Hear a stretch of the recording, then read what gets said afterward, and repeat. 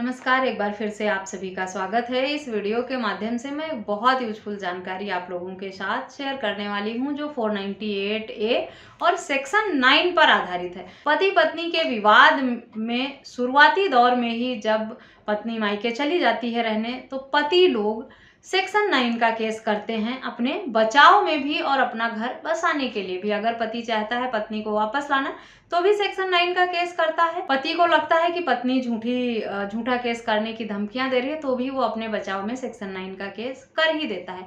इस जजमेंट के माध्यम से जानेंगे कि सेक्शन 9 का केस कितना यूजफुल रहा पति के लिए, और उसे सेक्शन 9 का केस पति ने पहले किया था, पत्नी ने 498 ए का केस बाद में किया था, जिसकी वजह से सुप्रीम कोर्ट ने ये माना कि पत्नी ने जो 498 ए का केस किया था वो पति पर दबाव बनाने के लिए ही किया था, उसे परेशान प्रताड़ित करने के लिए ही किया था, और ये केस झूठा और बेबुनियाद था और ये पति पर काउंटर केस के रूप में किया गया था। इन्हीं सारे तर्कों के आधार पर 498 ए का केस जो पति और ससुराल पक्ष के ऊपर किया था पत्नी ने, उसे खारिज कर दिया सुप्रीम कोर्ट ने और पति को राहत मिल गई। संबंधित मामले में भी पति पत्नी के बीच में विवाद हुआ। पत्नी नाराज होकर मायके चली गई रहने।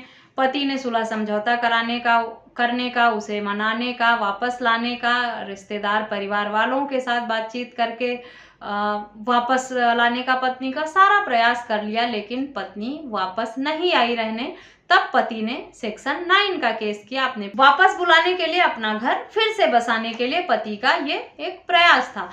पति के सेक्शन 9 करने के बाद पत्नी ने 498 ए का केस कर दिया, जैसा कि सभी मामलों में होता है। और जब पत्नियां केस करती हैं तो सिर्फ 498 ए का ही नहीं करती हैं, 405, 406, 323 जैसे आरोप भी लगा देती हैं। 354 डी बी का भी उपयोग करती हैं। सास ससुर देवर सब पे मारपीट, अभद्रता, छेड़छाड़ के आरोप लगाती हैं। साथ ही स्त्री धन न लौटाने का भी केस करती हैं, डीवी एक्ट का केस कर देती हैं। इस तरह के अन्य गंभीर आरोप लगाकर पत्नियां मामले दर्ज करा देती हैं पति और ससुराल वालों के खिलाफ, सिर्फ अपनी बात मनवाने के लिए, दबाव बनाने के लिए या मोटा एलिमनी मेंटेनेंस लेने के लिए। ये इस तरह के केस बहुत ही आम होते जा रहे हैं। इस मामले में भी पत्नी ने, जब पति ने सेक्शन 9 का केस किया उसके बाद ससुराल वालों पर इस तरह के आरोप लगाकर मामला दर्ज कराया था।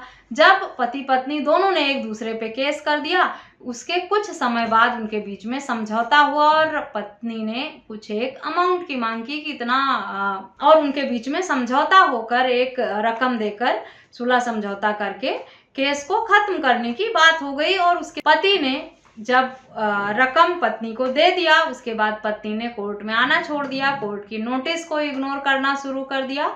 वो आई ही नहीं, पैसा भी ले गई और केस भी अपना वापस नहीं किया, समझौता भी नहीं किया, ना केस वापस लिया।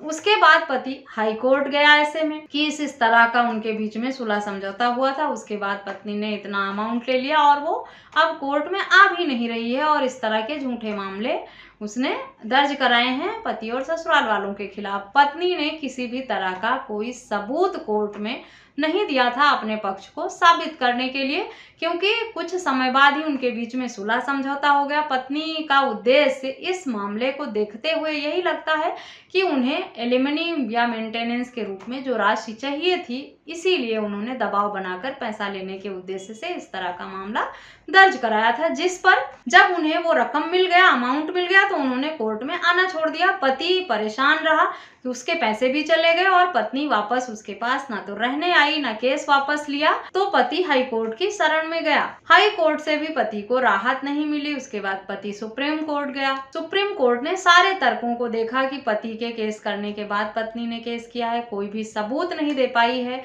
और सेटलमेंट करके पैसा लेने के बाद कोर्ट से नोटिस जाने पर, कई नोटिस गई हैं पत्नी कोर्ट में, अपीयर होने भी नहीं आ रही है, ना उसकी तरफ से कोई जवाब आ रहा है। इन्हीं सब तर्कों को देखते हुए सुप्रीम कोर्ट को ये लगा कि ये मामला जो है पत्नी ने दबाव बनाने के लिए या झूठा ही दर्ज कराया था, उनके पास कोई सबूत नहीं है साबित करने के लिए, ना वो कोर्ट में कोई सबूत अब तक दे पाई हैं, और कोर्ट द्वारा भेजी गई नोटिस को भी अब वो इग्नोर कर रही हैं, कोर्ट में हाजिर भी नहीं हो रही। इसका मतलब पत्नी अब अपने केस को चलाना नहीं चाहती हैं या उनके पास कोई सबूत नहीं है साबित करने के लिए। तो इसीलिए पति के हक में सुप्रीम कोर्ट ने इस केस में फैसला दे दिया, क्योंकि पति के द्वारा दिए गए तर्क और पत्नी का इस तरह से इग्नोर करना, इन सारे तथ्यों को देखकर सुप्रीम कोर्ट को यही लगा कि प्रथम दृष्टया ये मामला झूठा ही है। पत्नी ने सिर्फ पति पर दबाव बनाने के लिए इस तरह का काउंटर केस किया था, वो भी पति के सेक्शन 9 का केस करने के बाद। इस जजमेंट का लिंक भी आपको वीडियो के डिस्क्रिप्शन बॉक्स से मिलेगा, वहां से आप पढ़ें और समझें। और अगर आपका मामला भी इसी तरह से संबंधित है, आपकी पत्नी ने भी इसी तरह से आरोप लगाकर मामला दर्ज कराया है, तो इस जजमेंट का हवाला देकर आप अपने हक में फैसला पा सकते हैं, इस तरह के झूठे केस को क्वैश करा सकते हैं। आशा करती हूँ ये जजमेंट भी आपके लिए बहुत यूजफुल होगा। इस तरह के और भी यूजफुल वीडियोस पाने के लिए मेरे चैनल को सब्सक्राइब करना बिल्कुल भी ना भूलें। इस वीडियो में बस इतना ही, मिलते हैं नेक्स्ट वीडियो में, तब तक के लिए थैंक यू एंड बाय।